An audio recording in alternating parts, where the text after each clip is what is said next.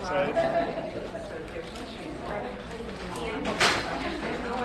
Okay, we're going to go ahead and get started. First off, I want to say thank you to everyone that came today. We appreciate it so much. Please make sure that you RSVP for these because we are preparing for lunch, and typically there's a 10 to 20% no-show ratio, so we order just enough food. So we got several people that called at the last minute yesterday, and we did try to accommodate, but the food order was already placed. That's why I asked you just to get your one half of a sandwich to see what we had left over. But there's plenty of cookies and snacks for you over here if you want to have seconds. Our lunch sponsor today is a company called Assisting Hands, and Phil Rizzo is here to talk to us a little bit about what Assisting Hands is, and then we'll get started with the program. So let's give Phil a round of applause, and thank you so much for providing us. Thanks, Amanda. Amanda said I have about the first 2 hours, so if you want to get comfortable, I have a PowerPoint. Just kidding. Bad joke. If everyone can pull out my little brochure, just so you know who I am and what we do, we provide help in the home for clients that need a little break or need a lot of help. And the main thing I want to talk to you about is everyone here is obviously, in good health and good standing, but we provide respite care. So if you have a loved one at home that couldn't make it today, or if your neighbor, your best friend, or a family member that can't really get away because they're the primary caregiver for someone that needs a lot of help at home, we help the healthy spouse or friend or family member get out of the house for 4 or 5 hours to really go to the store, get your hair done, have a little fun, see the beach. Otherwise the primary caregiver gets burned out. Does that make sense? Can everybody hear me? Yep. And then the other thing is, when do you really need home care services? Because that's the question we get about at our office about once a day. Do I qualify? Do I need support? And the answer is we can always start supporting you in the home. I always recommend starting sooner before it's a crisis. The worst time to wait for home care services is Friday at 6 o'clock during season because the hospital discharges you early, which is what everyone knows they do. They don't wait. They know nothing. All of a sudden, 6 o'clock on a Friday, oh, you're going home. And it's like, oh my gosh, what are we going to do? It's a full-blown crisis. We don't have any time to prepare. We don't know what to do. The family's panicking. So you can always get started with services. The sooner the better. And that sounds like a salesman. I'm not a salesman. I'm the owner. I'm just trying to tell you, the more you can be prepared, the better you are in the long run to get the support you need in the home. Because everybody wants to age in their own home. Okay? That's my hard sales pitch today. My 5-hour PowerPoint is up. So, thank you. Does anyone have any questions for Rob? Or Or Phil. Phil, Rob. Yes, ma'am. Do you cover expenses for Medicare if the person goes home or if they go to a facility?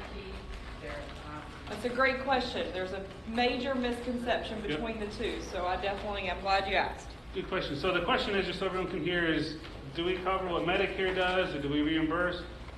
Medicare does not pay for our services. And somehow, some way, people think in the hospital, some physicians, some social workers, they think because you have Medicare home care, you can't have private home care. Totally wrong paradigm. We work together with speech therapists, physical therapists, nurses, doctors, hospice, assisted living, everything. So what we do is we're private pay, or we bill long-term care insurance. So we provide help eating, walking, getting dressed, going shopping, getting a little break, things of that nature. So we have nothing to do with Medicare, but we're not mutually exclusive is the point I'm trying to make. Make sense? And then there was another question in the back? Maybe not? She was just trying to tell me she needed the bag. Yes, ma'am. You said that people want to stay in their home as they age. Is that the trend with baby boomers today? Yeah, the thing is, I think it's 88%, 92% of people want to age in their own home. That's the house that they've retired in. They want to stay there. They have a lot more space. There's nothing wrong with assisted living, but people want to age in their own home. And so what we do is we allow you to do that, whether we provide a lot of care or a little. Yeah, but you're saying they want to, are they? Yes. Okay. What? They are, but obviously there's assisted livings popping up all over town. It's just the sheer numbers of The people. silver tsunami is coming, Yeah. they say. What's that? The silver tsunami is coming. Uh-huh. And not my gray hairs. Yeah, no, I have read about the silver. Yeah. It's based on a national statistic of a survey. When they survey seniors or people coming of age to be seniors, statistics say that about 89% would prefer to stay in their own home and age in place. Mhm. Yes, ma'am. No? Any other last questions or comments? But here's my brochure. It's got my smiling face on here. Like I said, I'm not a salesperson here to sell you anything. I'm an owner. So I just want to make sure you kind of know some of the resources that are available for you and your family and loved ones and neighbors. Okay? Yes. I know that as we age, we want to stay in our home. My thought is, as much as I would want to be at home, I think, I know that you need a social life, and you're not getting that at home. Correct. And it's something to really think about. Yep. Absolutely. Yep. You're right. It is. The first question is, I've been in a study now for 14 years as a healthy volunteer. Mm-hmm. The first thing they ask is, what is your social life? 100% agree. Yep. Anything else? Make sure you drop it in there because we I did. Oh. Okay. Thank you. Appreciate your time. Thank you. Thank you for lunch, Bill. All right. So, my name's Amanda Barton. I'm the publisher of the Seniors Blue Book. Each of you have a copy of this if you've already gotten your blue bags. For those of you that do not have a blue bag yet, we will get you one. We just have to make up a couple of additional bags, and we'll make sure you get those before you leave. But how many in the room are familiar with Seniors Blue Book? Okay, great. How many of you actually know how to use it? I love that question. I'm going to tell you why. A lot of people believe that this is a really great resource, but they wait until they're in a crisis before they pick it up. And when you wait for a crisis and you're trying to flip through 300 pages to find the one thing that you need, you're usually in a little bit of a panic.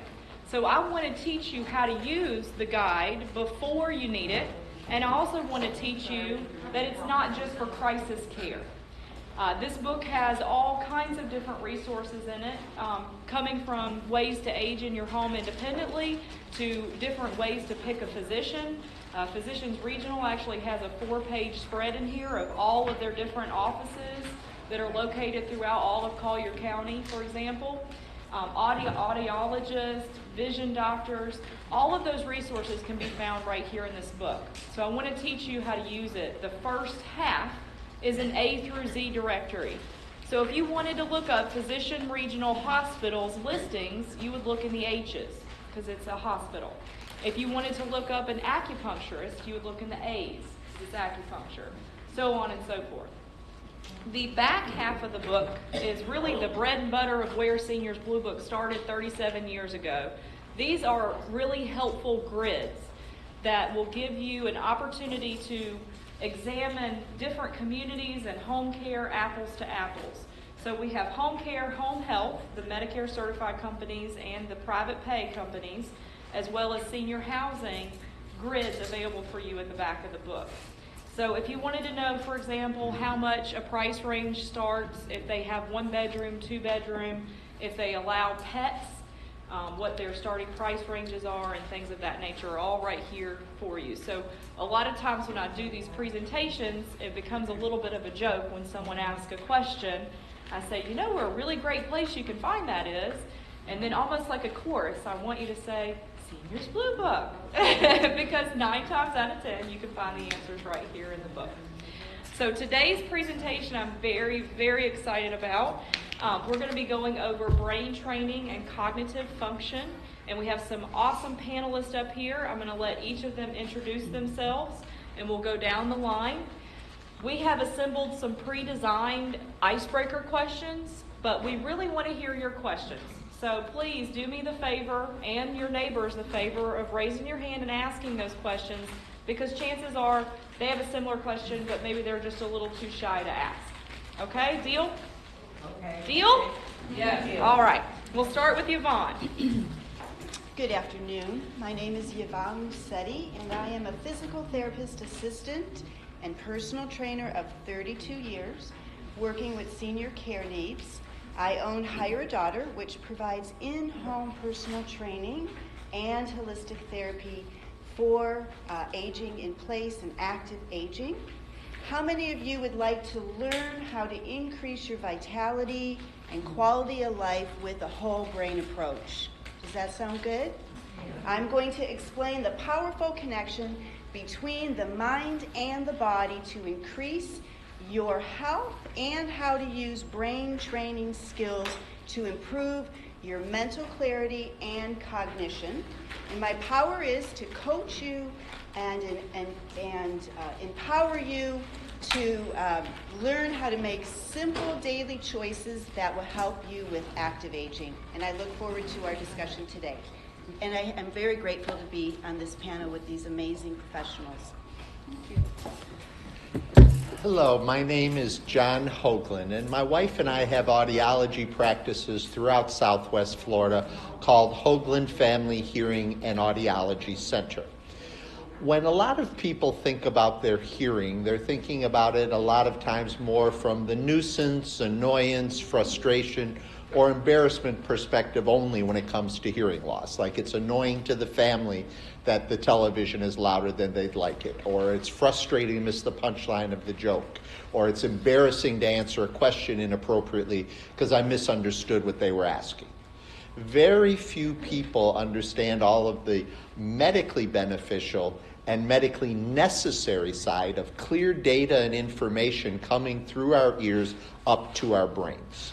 And it affects us in areas such as the risk of falls, and it affects our memory. And today I'll kind of branch out into the types of things that you should know and be aware of when it comes to how your cognitive ability can be influenced by your hearing capability. Thank you. Hello, my name is Ann Chidsey. I'm a speech-language pathologist at Physicians Regional Medical System. I provide both acute care hospital services and outpatient. We see a variety of diagnoses in the outpatient sector, from cognitive issues, speech and language issues, and swallowing issues, which is pretty prevalent or can be in the geriatric or old aging population. So today I'm here to be happy to answer any questions you may have about speech and language, cognitive or swallowing difficulties, and provide that information for you. Hi, my name is Carrie Ellis-Berry. I am from the Neuropsychiatric Research Center, and our office is located in Fort Myers. And what we do there is clinical trials. Right now, our focus is on mild cognitive impairment and early Alzheimer's disease. We are focused on trying to conduct clinical trials that would eventually, hopefully, lead to better diagnosis of the disease of Alzheimer's, as well as starting to look at how can we get better at treating this condition, and the ultimate would be to find a cure. We're not there yet. I'm just open to any questions you all have about research and what we do and what it means. And, you know, I think it's important to be part of a panel like this because nobody has the answer for this disease, and we all need to work together with people like you and have a holistic focus on how to address this disease, particularly cognitive impairment and Alzheimer's. So any questions you have, I'd be glad to answer. Okay, great. So the last time I was here, I had a box with the microphone, and it went to sleep on me and never woke up. So it will be on my shopping list going forward. So if you can suffer through today, with not being able to hear as clearly as I would like for you to, especially with my audiologist sitting here scolding me, I'm sure. We will have one for the next presentation, so don't worry, okay? Keep coming.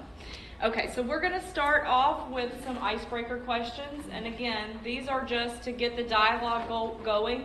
If you have a question for any of the panelists as we're going along, all you need to do is just raise your hand and ask.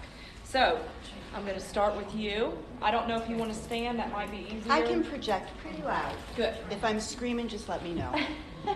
So explain the connection between the mind and body and how it promotes to health and cognitive training. First, let me start with saying the body can heal on a very deep neurological level. The brain is actually a dynamic and adaptive organ that can heal at any age with any disability when you provide it with the proper training and stimulation. Yes, it does get harder with age, but we really want to make sure we're doing all that we can. And it's very important that we are aware of how we're thinking and the activities that we participate, because our thoughts and our activities predict our brain health. This is our cognitive real estate, so we want to protect our cognitive real estate. Ways that we can protect our cognitive real estate, I'll start with physical activity or movement therapy like Tai Chi and yoga is an excellent example because those two activities enhance the communication between the brain and the body. What makes movement therapy special or specific activities is that we use focus. We are focusing on the activity instead of just going through the motions as we do with resistance training or cardio training. So we want to take a look at focusing on what our activities are and how we're thinking. How many of you have heard of the term mindfulness? Great. So mindfulness skills are very important for the health of our brain. Mindfulness simply means we increase our awareness and we increase how we respond with intention of how we're dealing with our thoughts. So we become aware and then we use intentional thoughts and movements to break bad habits, to replace those habits with positive results. So attention and awareness of how we're breaking some habits to replace our bad habits with positive results. How long does it take to create a new habit? Approximately 21 days. Along the 21 days, our bad habits get weaker, the new habits get stronger. So it does pay to be consistent with using awareness and intention to create new positive results. We also want to look at retraining our brain and our body. No matter what age you are, you can still retrain your brain and body by paying attention and using awareness of our motions and movements, and we want to make sure that we are using efficient movement patterns and efficient performance of our activities, because those are dictating our habits and our performance. While we're working on re-educating our brain and our body, we are also creating new behavioral patterns, which is behavior modification.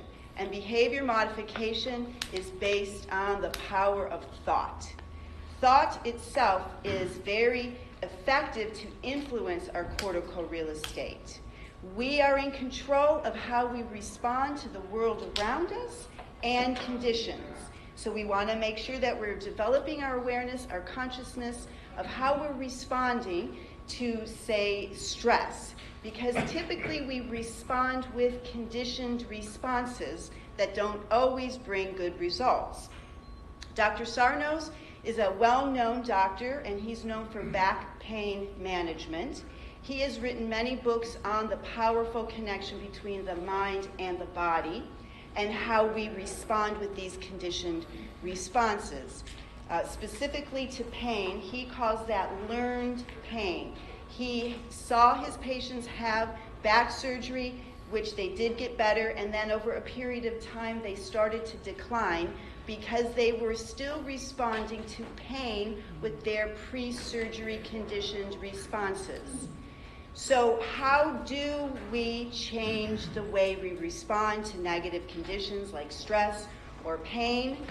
We can become more aware with mindfulness and intention and change our habits, and as well as use for stress management skills are also very, very important for our brain health. So we want to focus on mindfulness, re-education of the brain and the body, and stress management skills to help our brain become healthier. How do we change the way we respond? We can use relaxation techniques, visualization techniques to help our body calm our mind, relax our body, to open up the energy in our bodies to heal and move more appropriately. So relaxation skills and visualization skills. I've also have a handout that I've given you in your bags that go over specific relaxation breathing to let go of tension, pain, as well as visualization skills. We can use visualization to visualize happy places that bring us comfort. We can also use visualization skills to overcome something that's negative. Professional athletes and successful business people use that skill, which is mental strength training. So we can use visualization, mental strength training to overcome an opposed condition.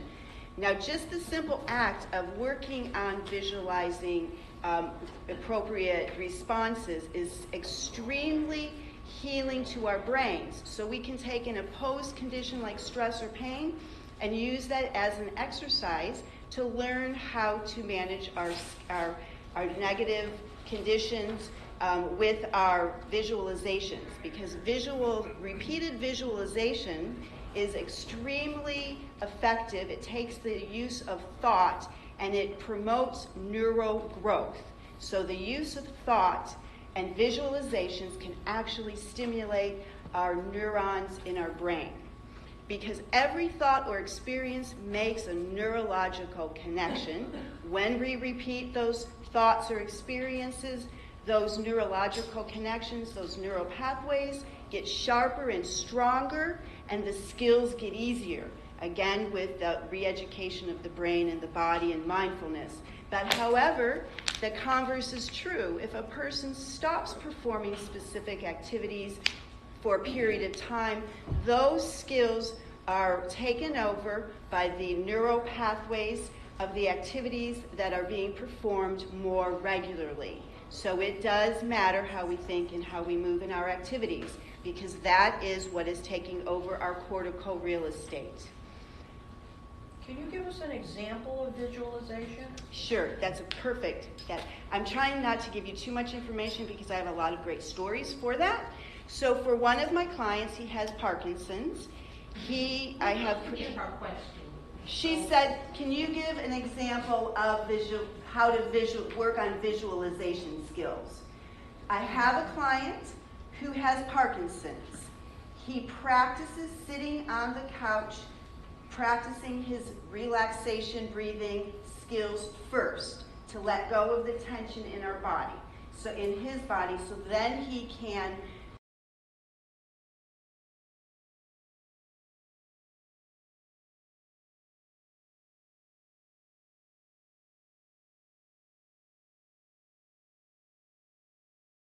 met him, he would have many falls every day. So when he is walking through a doorway, because he practices his relaxation skills, his visualization skills, that mental strength training, in a time of crisis, he can retrieve those visualization skills and think about walking through that doorway with confidence and freedom. So that's a really good question. I actually learned how to scuba dive from Visualize, and I'm very claustrophobic, and the dive master said there was no way I could do it. It's not easy for me to scuba dive. It's frightful, but I visualize myself scuba diving confidently. So we can use it to go to a happy place to bring us calmness or to master something that we're not comfortable with. Does that kick in with him when he's going, after he's done this for however long? Does that visualization, or does he still have to think about it? So The my mind takes over. visualization, like any other habit, you have to continue to do it conscientiously and consistently, or you will lose those abilities, those habits, those skills. So we have to continue to work on it, those visualization skills. So again, the use it or lose it phenomenon, whatever we're doing is taking over our cortical real estate. And so with that, I just want to talk a little bit about the whole brain approach. All physical and mental activities stimulate different parts of your brain. So it is very important that you engage in a variety of physical and mental stimulating activities. We want to engage in cardio activities because aerobic activities helps to promote and release a brain protein you may have heard of and you may hear a lot more about, the BDNF protein. That protein, when we engage in aerobic activity, that protein in our brain is very stimulating for neuron growth and helps to protect against cognitive decline. Now, anyone can still do an aerobic activity, even if you're in a wheelchair. You can still do an aerobic activity. Walking is an excellent aerobic activity, no matter how fast or slow, because it is reciprocal. When you do reciprocal activities, that's very stimulating for the right and the left sides of our brain to connect and to communicate, enhancing our brain connectivity. Reciprocal moves, swimming, walking, biking. And anything that crosses the midline, dancing, Tai Chi, yoga, the midline, that's also very stimulating to our brains. So we want aerobic activity, balance and coordination, stimulates different parts of our brain than aerobic. So we want to make sure we are really engaging our balance and coordination neural pathways. We want to keep those neural pathways fired up because we know how important balance and coordination is throughout our day and for aging in place and fall prevention and safety. Strength training, no matter who you are, you can still engage in strength training no matter what level of fitness. Light weights, therapy bands, water therapy, even just standing at your counter doing standing exercises against gravity. We want to make sure that you are engaging in memory stimulating activities, crossword puzzles, brain games, playing cards, all those things are great. And most of all, social intervention, being very interactive. Because being social taps into cognition on all levels. And so I really encourage you to engage in some purposeful activity that you have passion for, that you can maybe do with purpose. Purpose is really important for our brain health. If you can find something that really gives you purpose and you can take pride in to engage in, that's very stimulating to our brain health as well. And then last but not least, we want to make sure that we are engaging in novel activities, opportunities to learn. All of us, most of us, do not like to engage in things that take us out of our comfort level, but that is exactly what we want to do, because novel experiences are the pinnacle to cognitive wellness. So I know for me that I need to work on using my whole brain approach, that I'm very good at some of those things, but I need to make sure I'm using a variety of physical and mental. So the 3 gems, physical, mental, and social. Try to remember to engage in all 3 of those. The last thing I'm going to talk about is active brain training. Active brain training utilizes a physical and a mental stimulating activity at the same time, which is called dual tasking. When we engage physical and mental activities at the same time, this is extremely beneficial and promotes the neuron growth and also helps to retain our neurons and protect against cognitive decline. So dual tasking. An example would be walking and reciting the alphabet backwards, out loud. Out loud. So you're using all your... Don't ask us to try. That's right. We're not doing live demonstrations today. So we're using all of our senses at the same time, which also targets 4 cognitive things that help with your cognition, attention, memory, short-term, long-term, executive functioning, which is problem-solving, decision-making, and processing speed. So we're engaging all 4 of those cognitive elements when we do anything dual tasking. So in closing, I just want to say, please remember to protect your cognitive real estate with your thoughts, your activities, mindfulness skills, re-educate your mind and your body. Use relaxation, breathing techniques, visualization for stress management, pain management. That also really helps our brain health, keep everything moving, all of our energy. And then use a whole brain approach to stimulate all the parts of our brain. So one last thing, Dr. Amen has written a book on his rescue memory. Dr. Amen, he also speaks on PBS. He's fantastic. I recommend that book. It goes into maybe 11 different ideas that we're talking about here. And he does brain scans. And so he can this is what was so impactful for me. He did a brain scan of a very famous woman in her 40s, and her brain scan was not pretty, but she started using more of a whole brain approach. And when she did her second brain scan, it was a pretty brain. So I encourage us to seek out having pretty brains. That's my goal. Okay. As a rescue memory.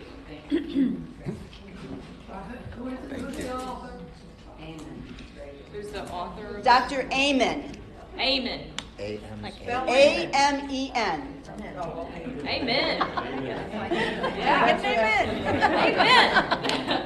Okay, so we are going to move it down the line.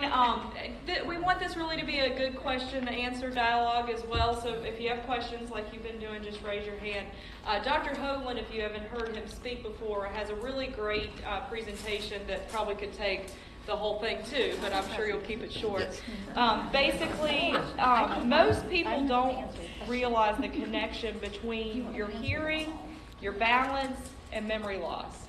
So talk to us about the connection between untreated hearing loss and memory. Alrighty.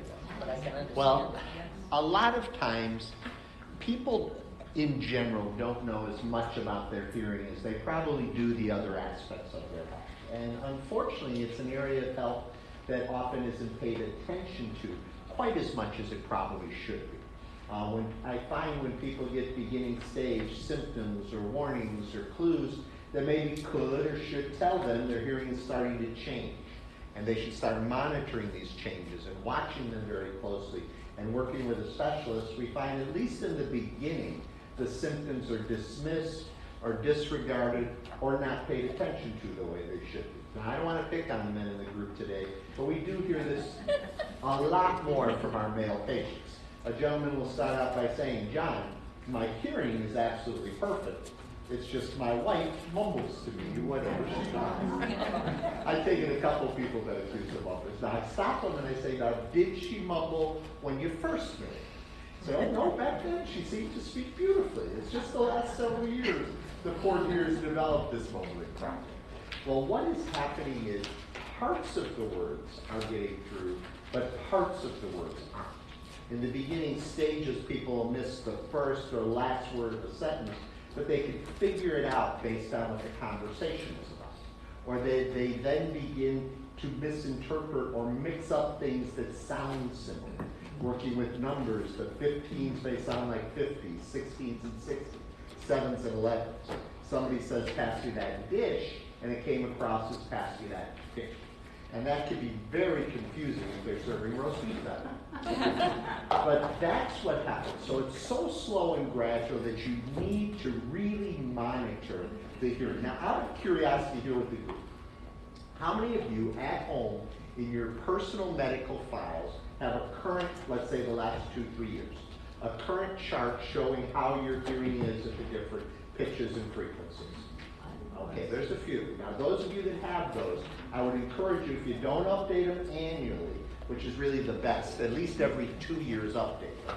But those of you that haven't begun, I would encourage you to treat your hearing with the same care you're treating the other aspects of your health, and primarily in getting what's referred to as a baseline. Not unlike a baseline PSA for men, a baseline mammogram. It's one of the baselines they stress, because that way it gives you a frame of reference for things changing as the years go by. Now, we've always known that there's a lot of similarities between untreated hearing loss and cognitive issues. Sometimes the family will gather for Thanksgiving dinner, and one of the kids will ask mom a question from across the table, and mom doesn't hear the question correctly. So mom's answer seems like it came completely out of left field. And later the kids get in the kitchen, you guys say, oh, did you see how mom answered that? I'm telling you guys, she's slipping. Well, she's not slipping. She just misunderstood, and she answered the question that she thought she heard. Or it's completely impossible to correctly remember what you didn't hear right in the first place. So sometimes people, I say the hearing impaired, kind of pick their spot. Sometimes you really need to focus, really need to pay attention in order to understand, and nobody wants to work that hard all day. So there's things that they think weren't that important or something, and it just passes by. And they don't bother to ask. My favorite one is the wife is leaving before she's going out, and she says, honey, I'm leaving, but I'll be home at 3 o'clock. Now be ready, because at 3:30 we're going to get together with the bakers, and then we're going to go out to dinner, and then we're doing this, and then we're doing this, and he isn't getting a word. Like, okay, honey, that sounds fine. See you later. And she comes home at 3 o'clock. I said, well, why aren't you ready? Ready for what? I told you this morning we're getting together with the bakers. You didn't say anything about the bakers. What are we seeing them for? Oh my God, he's losing his memory. Well, no, he's not losing his memory. He just didn't bother to clarify. But for the first time, Johns Hopkins did some research that was very landmark. It started, the Pennsylvania School of Medicine was doing routine PET scans and brain scans. And in your inner ear, there's an area called a cochlea that sends electric impulses up to the brain. There's 26,000 of these nerves that send electricity through your auditory nerve to the auditory processing part of your brain called the auditory cortex.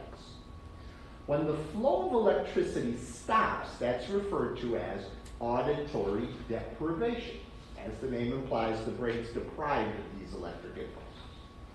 We've always seen that years later we can get sound up to the brain, but the brain can't turn it back into language. So that's the friends that you see that got wonderful hearing aids from great clinicians, and they say the world's louder, but it isn't any clearer. So sometimes the longer this phenomenon has gone on, the harder it is for the brain to turn things back into language. But your brain is basically an electrical entity. And we stub our toe, electricity shoots up our body and tells us we've hurt ourselves. We want to move our hand, electric commands come down to our muscles, our tendons. When the flow of electricity stops reaching there, they actually found brain atrophy began to set in that processing center. So again, years later, sound could get back up there, and people could identify a beeping tone, but they couldn't turn it successfully into words as well anymore. Well, Johns Hopkins went one step further, and they found brain shrinkage. And the only other place we'd ever seen brain shrinkage was in the cognitive arena, including the memory areas, the dementias, and the Alzheimer's. So that's when Johns Hopkins came up with their landmark research that said mild untreated hearing loss doubles the risk of memory problems later in life, doubles the risk of dementia, doubles the risk of Alzheimer's. Moderate, where most people kind of sort of begrudgingly admit something's going on, moderate makes it 3 times as likely, and severe untreated, meaning not wearing hearing aids. It doesn't seem to have that impact when you're wearing the hearing aids and the electric impulses are reaching the brain again. But when you're not wearing hearing aids, severe untreated makes it 5 times as likely. And they use the analogy, your brain being like a computer. Well, data gets into your computer through each of our 5 senses all day, every day. When I'm rubbing my hand across my lab coat, my sense of touch is telling me if it's smooth or if it's rough. When I smell something, I know if it's fresh or stale. When I taste it, I know if it's bitter or sweet. But most of the data getting into your computer all day, every day, comes from our eyes, what we see and hear, our see and read, and our ears, what we hear. And there's a phraseology you often hear in the computer field that says, garbage in, garbage out. And that ongoing misinformation begins to take its toll. Now, one thing I temper that with is, I always tell people, it's not one of those Chicken Little, the sky is falling, if you lose your hearing, you're gonna lose your mind. It's nothing like that at all, because of it being a multiplier. So if someone has extremely low risk factors, there's never been any memory or cognitive problems in the family, they've never had high cholesterol, they're not a diabetic, they haven't had clogging of the arteries, they haven't had high triglycerides, they don't have high blood pressure, they've never been a significant smoker or drinker, they've never had a significant head injury, etc. Even 5 times a very tiny number will remain a very tiny number. That's how multipliers work. However, if anybody has any elevated risk in any of these areas, even doubling that risk by ignoring mild hearing loss has never made much sense to me. You know, I'm one of those, I like to stack the deck in my favor. I hope they do find a cure for this dementia and Alzheimer's in our lifetime. We see it so often, especially in our nursing home program. It's devastating what goes on with people.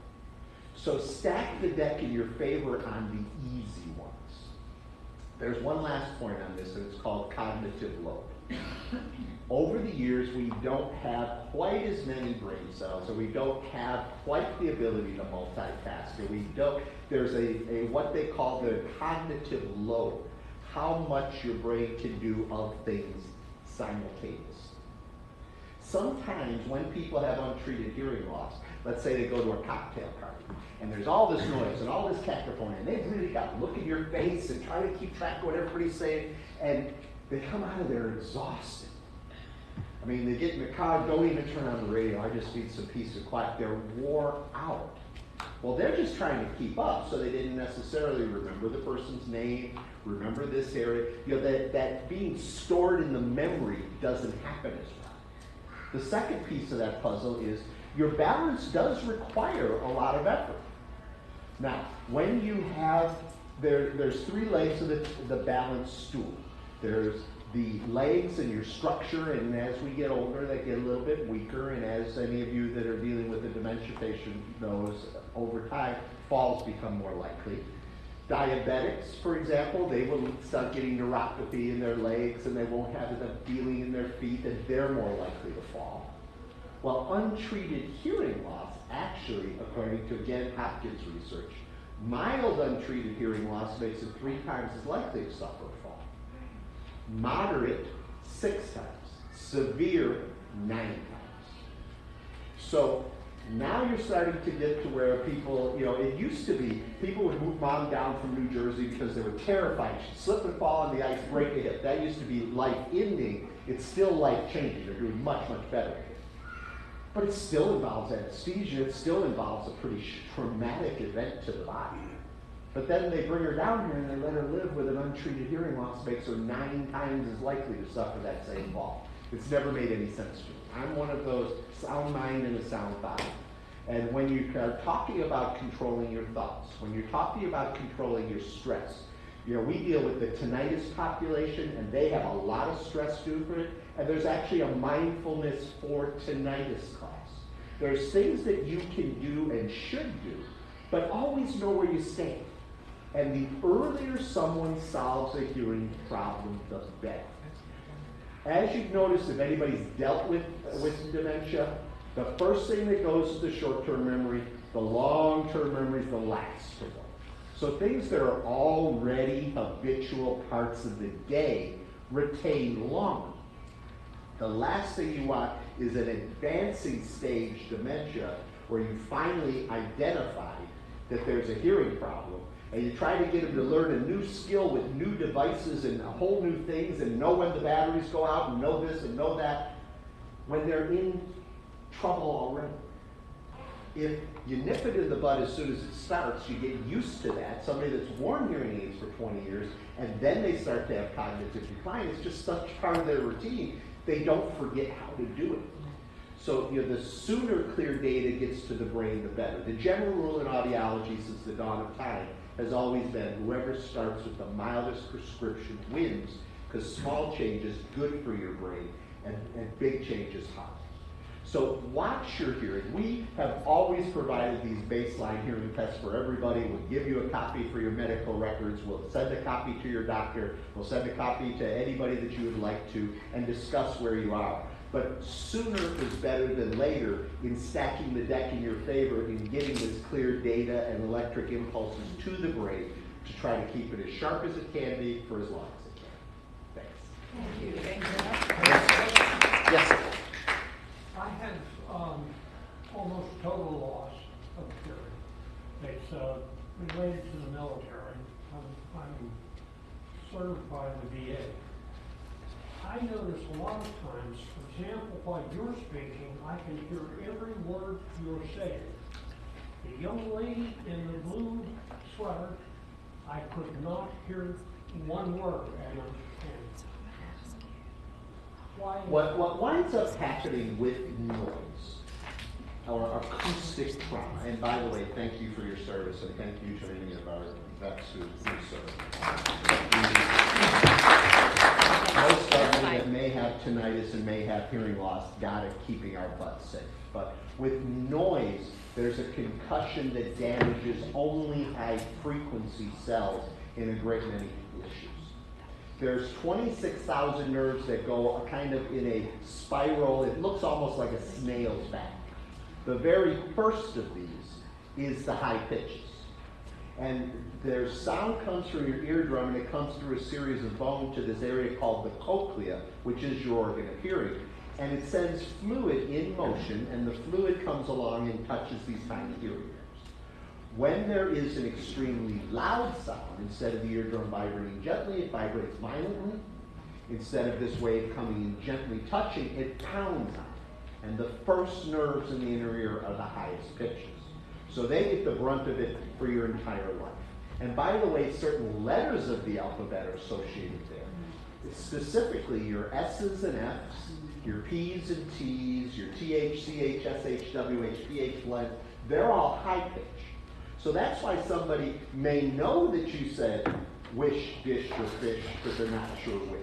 Speech, beach, teach, reach, and preach, but we're not sure which. The volume seems unchanged. The clarity has changed. Female voices are higher pitched than males, so more letters and combinations of letters come up with them. And children's voices are even higher pitched. So that's why sometimes people notice the first voice they have trouble with is speaking with the grandchildren, especially over the phone where they get no visual clues. And they chalk it off, well, they just don't speak right yet. And then I'll say, well, do their parents seem to have trouble? No. But then the answer is always the same. But they're used to it. No, their high pitches aren't as damaged as your high pitches. So noise, heredity, and the aging process can all influence these tiny little nerves. So it doesn't appear, when someone loses low pitches as well as high, typically they always personally feel that they're not hearing well. When people have good low pitches and only lose high, which is typical with noise exposure, typically they honestly, sincerely believe there are people that don't speak properly, that they don't enunciate, they don't have good diction, they don't pronounce, they mumble, they mutter, they swallow their words. None of this is true, of course, but it's exactly what it feels like with the noise-induced hearing loss. So that's why, of the panelists, I've got the best chance of communicating to you just based on vocal cords Not necessarily projection or diction. It's just a case that fewer of my letters fall where all that loud noise damaged your ears. Anyone else? That's why he doesn't hear his wife. And it's a funny thing. It's a funny thing. Maybe. A guy will go out with three of his buddies playing golf. And they're on the golf course now. It's male voices, and it's predictable stuff. You know, you're in the woods, you're on the beach, you're on the green, stuff like that. Goes to the 19th hole, people are having a couple of drinks, and everybody talks louder there, and they're bantering with everybody. He doesn't have a single trouble with any of the guys in the club. He gets back home, his wife says something to him, he misses it. His daughter says something to him, he misses it. Says, my hearing is fine, it's the way you two talk. I hear other people fine and start projecting the problem. It's not my ears, it's your voice. And you can feel that way, you really can. And women think, oh, he's just living in denial. And it's really that confusing. And the only way to truly know is to get that first baseline test. And then if something's starting to show up, start monitoring it and watching it as regularly as you do everything else, because it's not part of an annual physical. So John's now in marriage counseling to fix the fight between all of you. There you go. And it happens a lot. I saw one last hand. Yes, ma'am. Are you saying then that if someone has hearing aids, they are to use them? I know you're laughing, but so if you don't use them, your cognitive ability will diminish. There isn't necessarily a way to predict from looking at a human being how much influence and how quickly the influence will be. But I do want to point that out to everybody. Owning hearing aids does not help you understand your family better, does not keep clear data going to the brain, does not make you more aware of your surroundings, does not make you less likely to fall. Wearing them can be life-changing, but ownership alone is not enough. So I'll tease my family members, because my wife's a hearing specialist too. There's a lot of hearing loss on her side as well as mine. And sometimes I say, well, how much do we really need to wear these, John? And my teasing answer is always the same. I say, not much at all. The only time I want them in your ears is if your eyes are open. The rest of the time, skip it.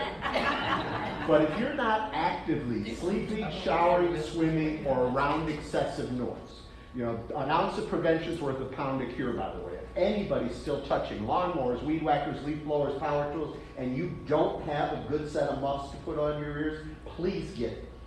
It's much better to save the nerve hairs than it is to try to undo the problem of the damaged nerve hairs later. So create a barrier to noise at all costs. But in answer to that question, yes, wearing them is really a key. And the more waking hours you wear your hearing instruments now, typically, the better you'll understand your friends and family in the future due to that constant stimulation of those electric impulses reaching It's your brain. almost like brain training. Yes, it really is. Thank you very much. Okay, our next presenter. And if you want to pop up here. Okay. So we're going to talk about speech therapy now. And this is the first time I've had a speech therapist on the panel, so I'm very excited to hear this myself. So tell us exactly what's involved with speech therapy and what types of services that you provide. And what was the other one that I said? Signs and symptoms that you should be aware of. Okay. So speech language pathologists, as we are actually known, cover a variety of diagnoses and communication, speech, and language problems. Typically, we'll see Or move closer to patients post-stroke, patients with degenerative disease processes such as Parkinson's, early stage dementia, where we can actually maybe make a little difference, set up some techniques for them to be more independent. Again, they start losing their memory, forget where they have to go, so we may set up calendars with them, set up systems that maybe need to remember to take their medication on time, so they can have their Apple Watches go off. So they have compensatory techniques to kind of act like an external brain so they can be more independent in the home. As you move through a dementia, whether it's from Parkinson's or natural aging, those techniques you use, you have to remember to remember. If you can't remember to do them, then they're no longer valid ways, and that's where you're depending more on your caregivers, people coming in, your families that have to help you with those things. So our goal early on with cognition, if there's a cognitive loss due to whatever reason, is to train to maximize brain power and then to teach those techniques so that you can remain independent in the home environment. And then as we move forward, training your caregiver to assist you with that. So that's a big part of what we do. We always, as everyone has said, early intervention is key. As soon as you start noticing those differences, and having more, especially with speech and language, and having more than those senior moments, you might notice an increase of word finding difficulty. It's on the tip of my tongue, it's on the tip of my tongue. We've all had those, but you might start having some thought organization and processing issues as well, where you just can't really communicate what you need to communicate, or you're in the middle of that sentence and you're like, oh, where'd it go? Now, again, there's those senior moments that are normal, aging related, but if they're becoming more consistent or you're constantly forgetting where you need to be, where those keys are, then you want to perhaps have an evaluation. You need to discuss that with your primary caregiver. They can certainly send us a referral. Speech language pathology services are done under a physician's order. So you would need to have a physician's script for an evaluation. You come to an outpatient center, or if you are to the point where you're not able to safely go to outpatient, there's also home health services, which are a little bit different than was discussed earlier. These are actually Medicare reimbursed services done by therapists, skilled nursing, etc. And we come to the home and we train you in that home environment to use those techniques, or if it's a language issue, to help you with your communications. The other issue that we usually see as well with the aging brain, cognition, and as we proceed through like a dementia, is swallowing disorders. Patients will start having oral, pharyngeal, or mouth and throat stage swallow. Perhaps it's harder to chew your food, just pocketing, you can't push the food back to swallow. As far as the throat stage, it might be harder to initiate a swallow. You might notice that you always have that feeling of fullness in your throat. You feel like that food doesn't go away, and you swallow, and you swallow, and you swallow, and it's still there. You feel like you're constantly having to take that drink to push that food through. You might also notice some vocal quality. You kind of sound like you're talking underwater, or you have an overt cough. You take a drink, you cough. Those are all signs of swallowing problems. Those are dangerous because swallowing issues can cause aspiration is anything below the level of the vocal cords that go into the lungs. That can cause aspiration pneumonia. You're looking at a hospitalization state.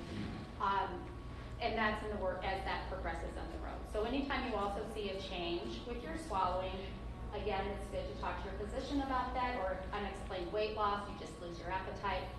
Get a script for a speech pathologist. We'll certainly see you, assess you, and if there's some other things that could be going on as well, we can direct you to the right professional for that. But if there is a functional change in your swallow, then we need to address that through therapeutic activities. I always like to tell patients or our referrals that swallowing is like walking. It's neuromuscular, and we don't think of swallowing like that because that's something we've always done.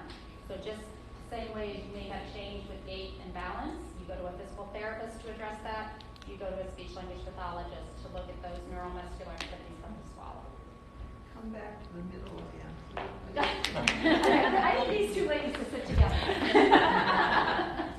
Did you have a question? No, but the further you move. Okay. Is there something else? Well, you talked about some of the common disorders. Obviously, a stroke is included in that. 'Cause my grandfather had a stroke about 17 years ago, and it affected his speech more than anything. But I don't know if any of you in the room know of someone or are as stubborn as my grandfather is, but he wouldn't accept any help for that. So what advice would you give to someone that has a disorder like that?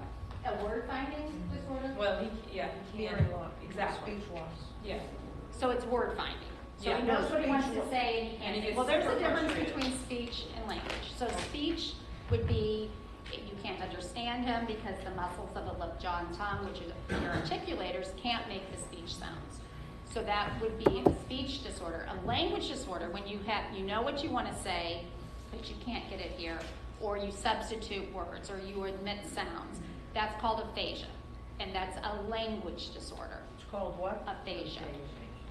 So that's a language-based disorder. If you're having trouble understanding someone because they have slurred speech, that's a different kind of disorder. So I think what you're describing is more of an aphasia. Aphasia is usually left brain if it's a stroke issue. There's two types. There's receptive, meaning they can't decode what's being said. So it's not a cognitive issue. And sometimes it gets mistaken for that, like, oh my God, I talked to him and he doesn't understand anything I'm saying. He's getting, he's got the dementia. But it could be a language problem. You have to decode language. The brain has to have that ability, and if it's been compromised, it's like if I was speaking Chinese to you. There's nothing wrong with your brain power, but your brain can't decode those symbols. So it means nothing to them. That is a meaningless utterance. So that's one type of aphasia, that's receptive, understanding, and then there's expressive. So the brain can put together and say, I want to say, please pass the salt, but they're unable to get those words to the mouth to say that. It gets lost in translation. So as far as people with aphasia, and certainly speech pathologists work very closely with those patients, especially if it's an acute stroke or a traumatic brain injury, to try to retrain the brain to regain those abilities to be an effective communicator. Probably the sooner you start that, the better. Absolutely, because you have that window of neuroplasticity where you can retrain brain. The longer you go, the harder it is. Not that you can't always get some back. And you have to remember, too, if you have a true neurological event, it's considered brain damage. Brain tissue, like with a stroke, the brain tissue dies. First part of therapy, we're working on rehabbing that brain, getting as much function back. Once that brain is healed, so to speak, whether it's 6 months, 12 months, 2 years down the road, where that stroke occurred, you have some permanent damage. So if it's in your language center, all the therapy in the world may not bring back effective communication, or you may have partial return. And it's just, and I always like to use the analogy of PT again, because everyone understands physical therapy. Patient comes in a wheelchair, works really, really hard with their PT. Now they're using a walker, they're doing great, but they can't get off that walker.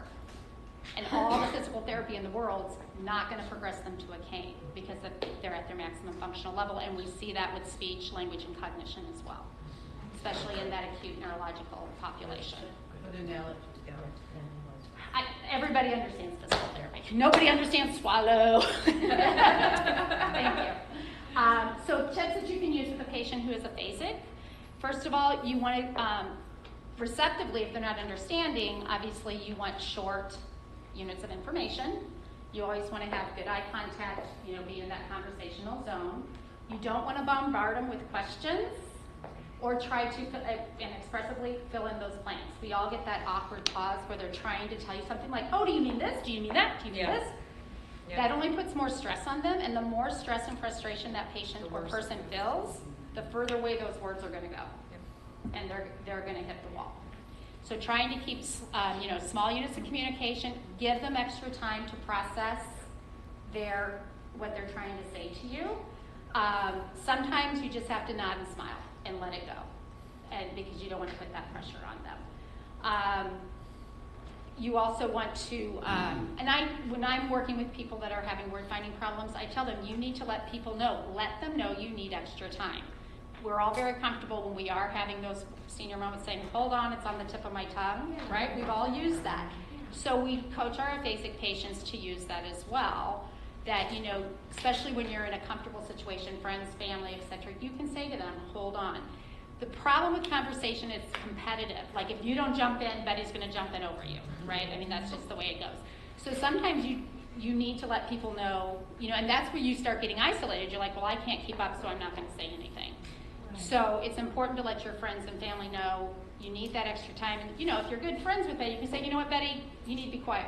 But, let them know. Give them some cues that, because what you have to say is important. And feeling like you can't get in fast enough and then starting withdrawal, and that can lead to depression, isolation. Why go to that party? I can't participate. So we work a lot with that too, trying to make sure those people keep up those social interactions and using techniques so they can be effective communicators. I think that's really great to talk about because I don't know about you, but for me it's been very difficult. Does anyone else have any friends or family that have suffered with having a loved one with aphasia? No? Just me? Okay. Well, it's good for me. Thank you. Okay. I'm glad I could give you a little nugget today. Okay. All right, any other questions? Any other questions?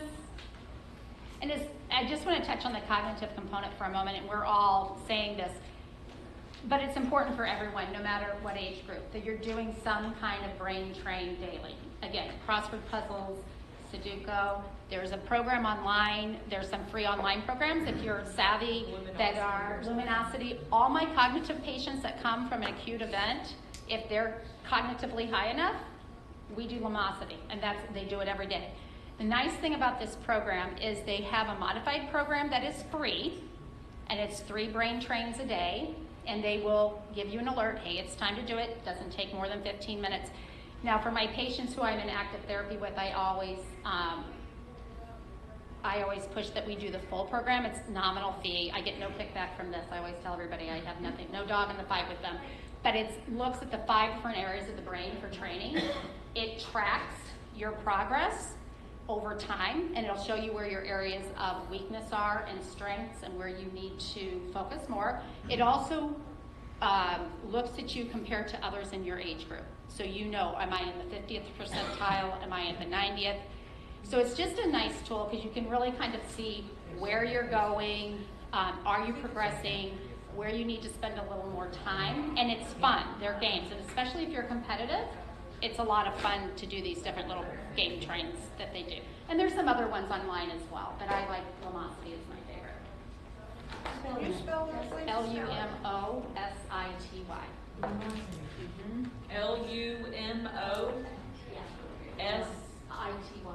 LUMOSITY. So, and if you do the full program, I think if you sign up for a year, they charge you less than $10 a month, and it's certainly worth it. Like every day when I talk to my mother, have you done Lumosity Day 9? Have you got it done? What's your progress like? Where are you comparing? But I do highly encourage my parents to do this, and I do it as well.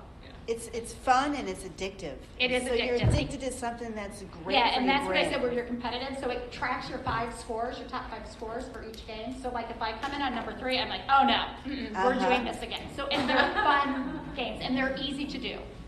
They're easy to do. It's not a lot of keyboarding, a lot of things. Yep, it's online. Lumosity.com? That's it. That's it. And you can, like I said, if you just want to do the 3 free, that's great, but you're not going to get all that other data I talked about, like tracking your progress and Which is probably important. which I like. But again, I recommend for the nominal price that you can do the whole thing and really see your full cognitive picture. Okay. All right, thank you. You're welcome. All right, Miss Carrie. Hello. And last but certainly Stand not right here, least, how's that? You have to walk. I don't have a presentation, so just. Neither did Bring the I. questions We're up. winging it today. So we typically do just a quick question and answer and kind of bounce from panelist to panelist, but without having a microphone, it's very difficult to do that. So we're going to ask Carrie a couple of questions, and I've got your back, Jack, if you don't have enough to fill it. So everybody got their Lumosity? Somebody put an N in and somebody didn't. Somebody put in a what? If you put LUM or even brain train, it'll pop up. LUM. It's pretty easy. It's probably the most popular Yeah. brain training. Okay, so Carrie's here from the Neuropsychiatric Research Center. So we're talking about cognitive function. Is there any way to prevent this disease process from striking us? We'll start with that.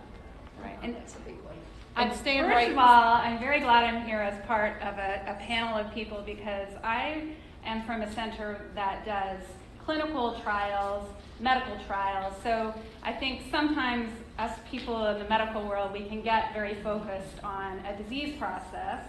And we have to be because that's the kind of clinical trials we do. But I think when you're talking about prevention of cognitive disease in general, we need to not just look at Alzheimer's disease or at a particular disease. We have to look at how can we keep our brains healthy in general. And I think, so it's helpful, even though I really wanted Yvonne to tell me that you don't have to exercise and it's really bad for you because I don't really like it.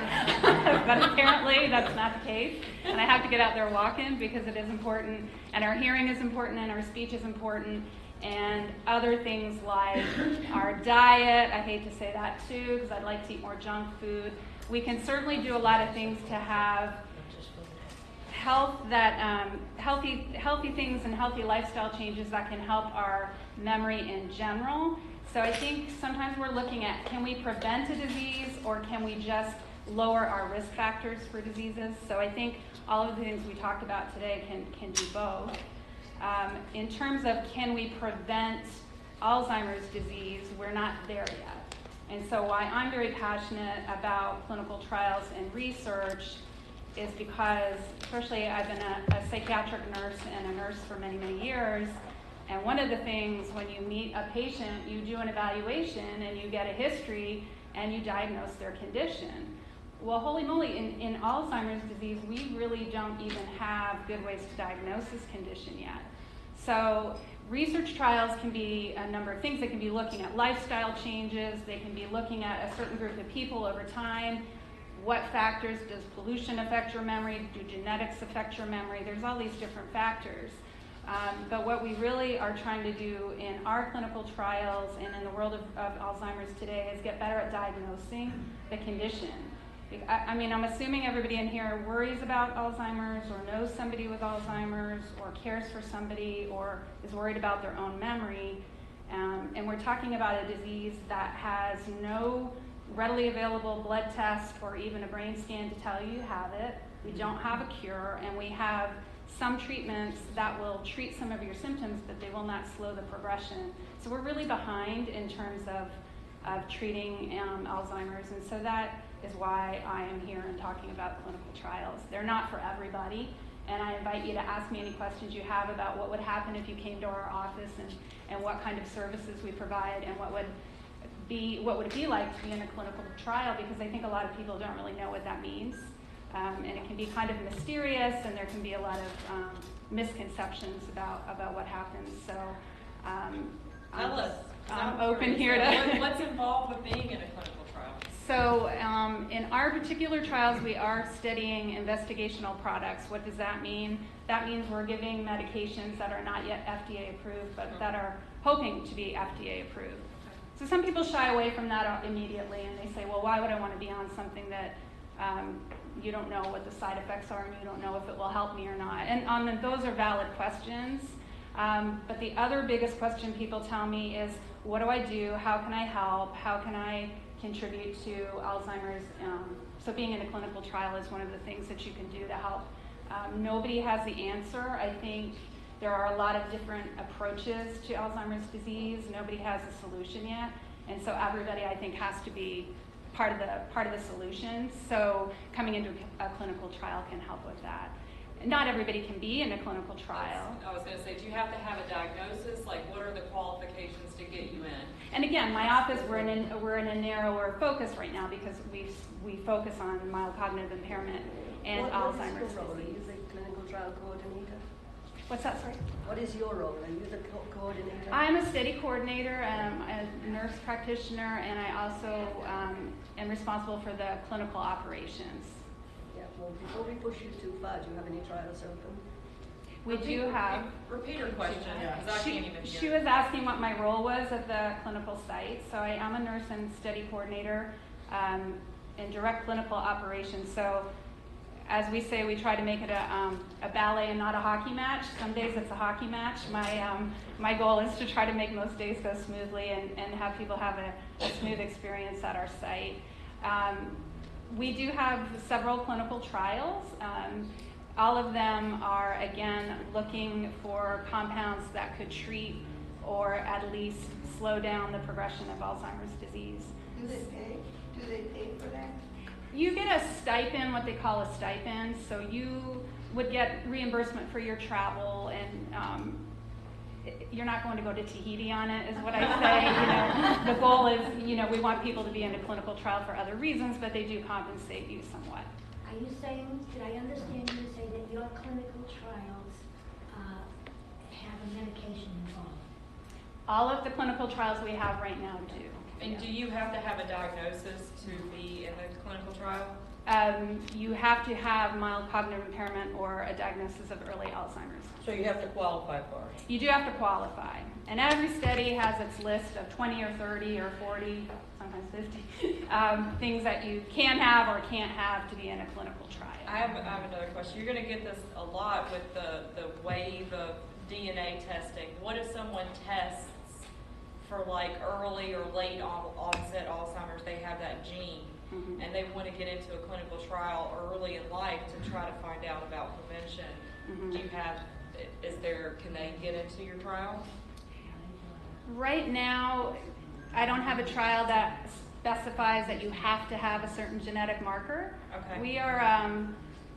We're still learning what do these markers mean. Just because you might have, you've probably heard of the APOE gene, so it's one genetic marker of Alzheimer's that if you have a copy of a 4 and a 4, I'll fall asleep if I read too much on genetics, so I just give you the clinical part of it. But there are genetic markers that we think could put you in a higher risk category, but I think we're still learning about what does that really mean, because some people can have a genetic marker and not get Alzheimer's. Some people can have a family member with Alzheimer's and not get Alzheimer's.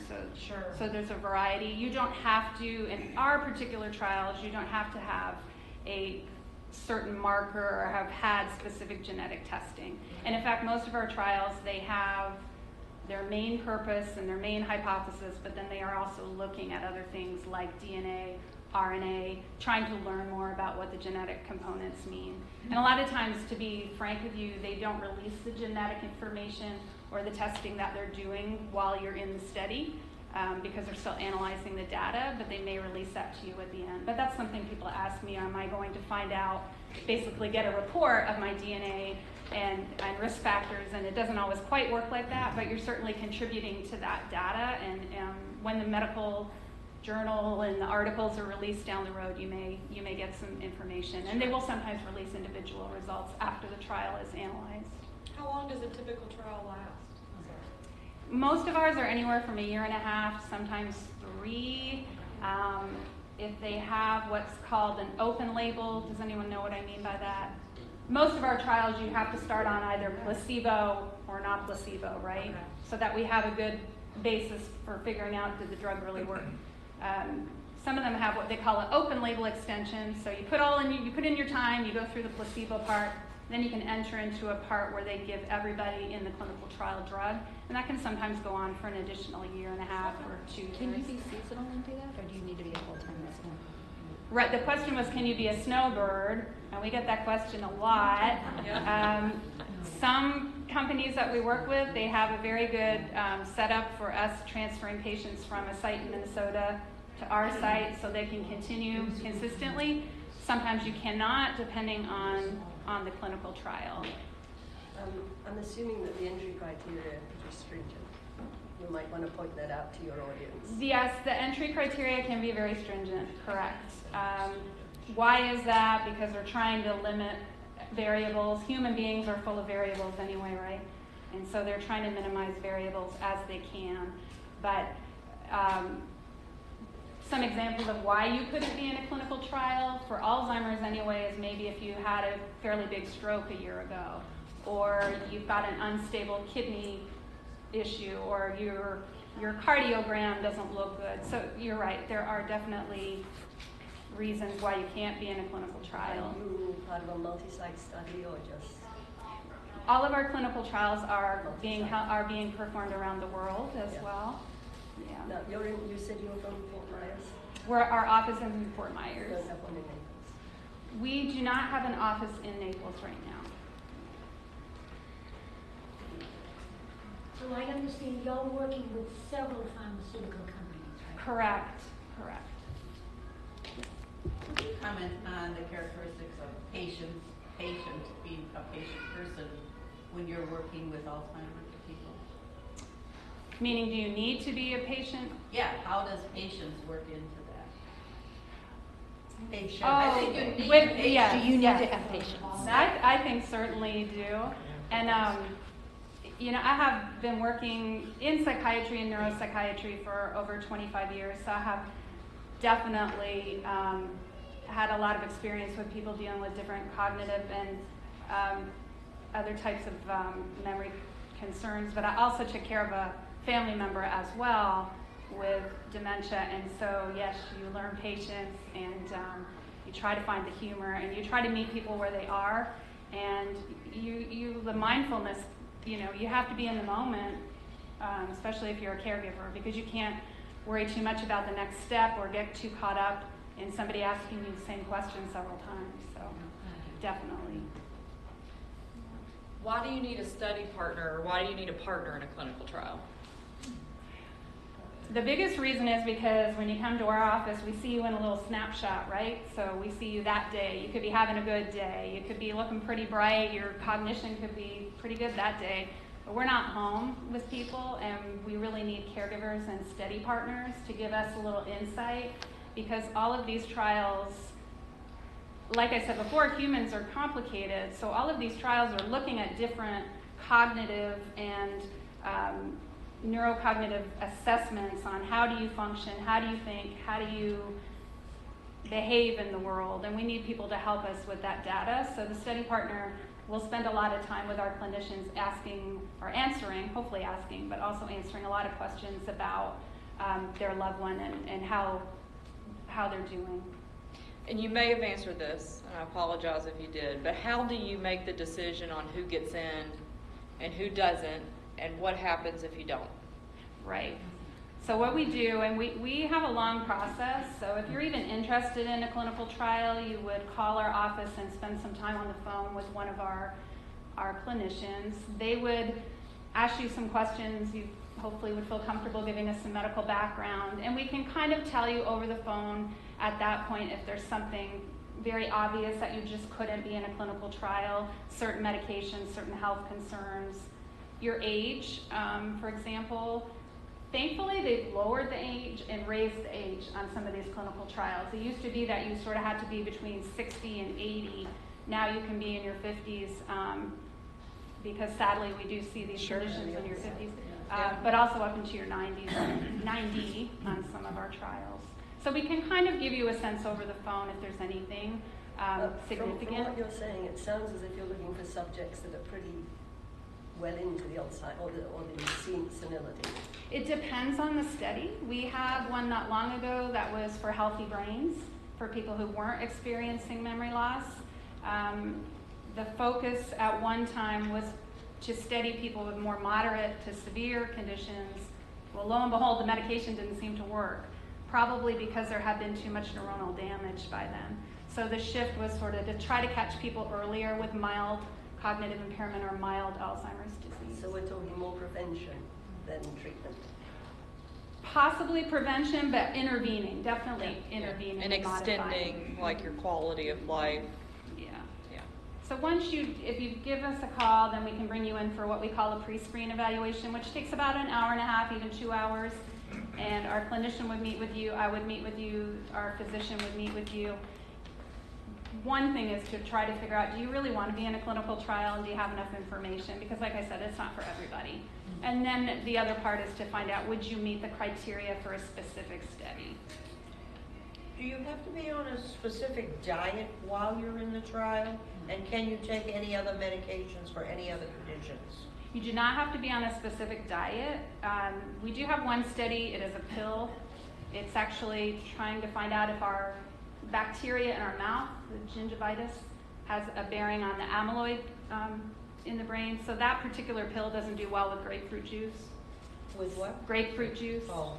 So that's one limitation, but typically no. We would just recommend a healthy diet, brain health-wise, but not usually specifically in our study. What about our other question about the medication? And the medication, there are certain medications would restrict you from being in a clinical trial, but most of the time you're going to be on whatever your doctor thinks you should be on. They just might have to be stable for a period of time before you start the study, especially if you're taking something for Alzheimer's already.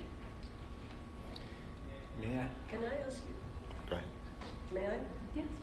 It's not really about trials. In fact, it has nothing to do with trials, but you might have some feelings on this more than anything. What do your clinicians think about Prevagen? Repeat your question. What do we think about Prevagen? What is Prevagen? So this is my opinion now, okay, right? Which is different than data. Yes. And you always want to remember that. Everybody's entitled to their own opinion, not their own facts, right? We know that quote. I think being in research for the last several years has changed how I think a little bit, right? Or a lot. So in the past, I might have seen something that looked good to try, and it made sense to me, and it would say, research shows that this does this. Oh, great. Well, research shows that it works. Let me try it. Well, now I'm a little more skeptical, because when people say research shows, what do they mean? How many people were researched upon? Who sponsored the trial? What was it studying? Did it have a placebo? So, I mean, I think you just have to be a little bit savvy. I think I do not know of a double-blind placebo-controlled trial that says Prevagen can cure Alzheimer's. So, well, you know, it's always on television. So one night I thought, whoa, I've got to take some of this stuff here. And well, their commercials are working then. That's right. Thank you, marketing director. They get I got on the computer and did a little bit of research, and it seems that, you know, the famous phrase, recent studies show. Right. What does that mean? What does that mean? And they really didn't have it to show for show. And if people use words like it will cure, you know, things that nobody in the science community says, beware. I don't think we should discount supplements and luminosity. All these things I think should be additions to what we're doing. We cannot just treat people with medications. There's no way. But I also think there's a lot of people out there trying to make some money, and people feel vulnerable, and so I get a little angry at people that might prey upon people who are just looking for anything to help them and their family. So they have to show some science behind it. I think we need to get better with supplements, having the rigor of trials like we do with regular medication. I think that would help. But they're not bad or good. I mean, they just what does it mean when they say a clinical trial? One question back there. What's your opinion about FDA approval?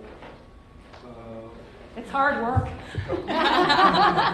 It's your bread and butter. Do you trust it? No. I think it's what we have, and I think it's a good system.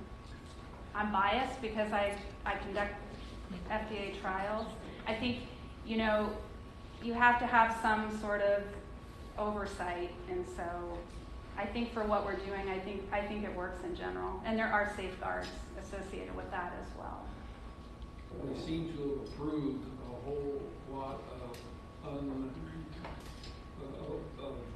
items that never should have been. Yeah. Fluidamide is the first one that comes to mind. Like I said, I'm a little bit biased because I also see the opposite of where many of the trials have not led to FDA approval. So I've seen it on the other side as well. All right. We'll do some quick closing remarks now that you guys have heard what everyone else has to say. It's always very interesting to see the panelists' mojo because I think we all are connected. So just any closing remarks that you have, and then each of the panels will be around that you can ask individual questions if you had a specific question that you wanted to ask in private. So closing remarks, starting with you, Yvonne, and just go down the line. I just, again, want to remind you to use all of your senses, speech, cognition, hearing, really give it a lot of credit. I think that sometimes we don't really realize we take advantage sometimes of our senses, and that we really want to be more mindful and more intentional and use our awareness and create good habits, because we can. Even those people with more disabilities, we can re-educate our minds and bodies to a certain level, and we want to optimize our functioning on all levels: physical, mental, emotional, and cognitive. Thank you, all three of you, so much. Yvonne, you mentioned Alzheimer's. Nothing was said about Parkinson's, and I think Parkinson's affects a lot of people. And is it a different animal, or is that for your session? I work with many Parkinson's clients, and the re-education and the just practicing fluid you can work with people with Parkinson's, and you can, the stress management, the first thing we want to do with people with Parkinson's is help them release the tension. We don't even realize most of us are sitting like this.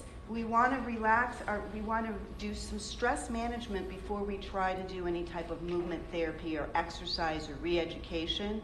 And so all the exercises and using the speech and the cognitive training and the movement therapy really does help people with Parkinson's, but we have to practice. If they don't practice on a consistent basis, they have to really be conscientious and consistent with their practice. So some of my clients with Parkinson's have done very well, but some of them haven't because they're not motivated to stick with the recommendations.